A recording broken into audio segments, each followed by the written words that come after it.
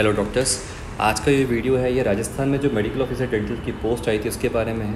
इसमें पहले जो 6 मार्च को एडवर्टीज़मेंट आया था उसको बाद में निरस्त कर दिया गया था और अभी पता चला है कि एक नया एडवर्टाइजमेंट फिर से आने वाला है।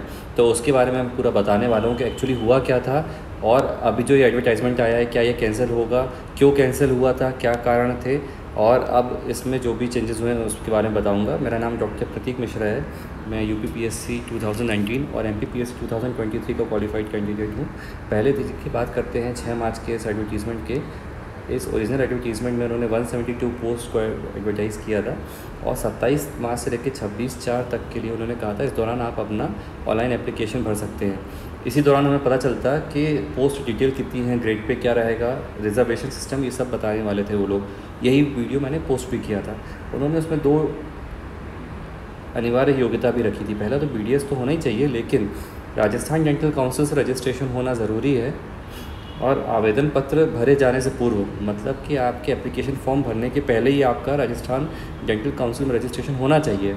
इसके अलावा उन्होंने एक और क्लॉज रखा था, जो PG कर रहे हैं मतलब MDS कर रहे हैं उनका PG कंप्लीट हो जाना चाहिए। नियुक्ति के लिए वही पात्र होंगे जिनका कंप्लीट हो गया होगा नियुक्ति के दिनांक तक। मतलब आप सिलेक्ट हो गए हैं और आपका ज्वाइनिंग आ गई है तब तक आपका PG कंप्लीट हो जाना चाहिए। ये उन्होंने 2 बेसिक शर्तें रखी थी जिसमें काफ़ी उन लोग को आलोचना झेलनी पड़ी। ऑल ओवर इंडिया कई सारे डेंटिस्ट थे जिन्होंने कहा कि भाई आप ये क्लॉज क्यों लगा रहे हैं। तो फिर इसके बाद क्या हुआ,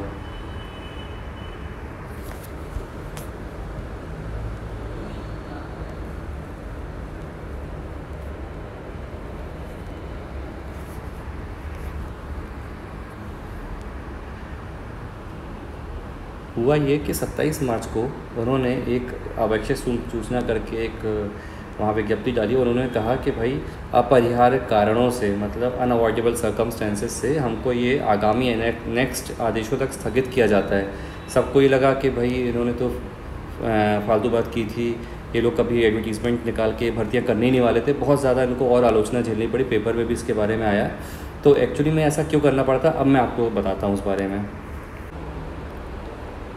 देखिए 27 तारीख को वो नोटिफिकेशन जो है निरस्त हुआ, उसके ठीक एक दिन पहले 26 तारीख को ये एक एप्लीकेशन या आप कहेंगे एक लेटर RUHS ने भेजा था, निदेशक डायरेक्टर को भेजा था, डायरेक्टरेट ऑफ हेल्थ सर्विसेज को। उन्होंने देखिए विषय क्या लिखा, उन्होंने लिखा है कि भाई आपके विभाग ने जो हमको ये अनिवार्य योग्यता भेजी है, ठीक है, और प्रोबेशन PG के संबंध में दिशा निर्देश आप बताइए कि ये कैसे हैं। मतलब कि उनको भी रियलाइज़ हुआ, गवर्नमेंट को भी रियलाइज़ हुआ कि हमने जो PG प्रोबेशन के जो रूल्स रखे हैं, जो हमने काउंसिल रजिस्ट्रेशन का जो रूल रखा है, कहीं ना कहीं गलत है।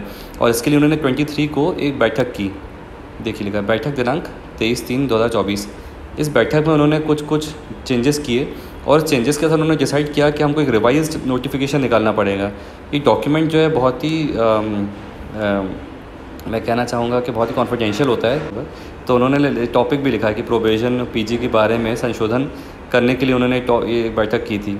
अब डिसाइड किया हुआ कि भाई हमको एक नया रिक्रूटमेंट एडवर्टीज़मेंट निकालना है, लेकिन लोकसभा चुनाव चल रहे हैं, इसमें कोड ऑफ कंडक्ट लगा हुआ है। तो उन्होंने क्या किया कि परमिशन ली, कहाँ से, राज्य निर्वाचन आयोग से, कि हमको इस एडवर्टीज़मेंट को फिर से निकालना है, प्लीज़ परमिशन दीजिए।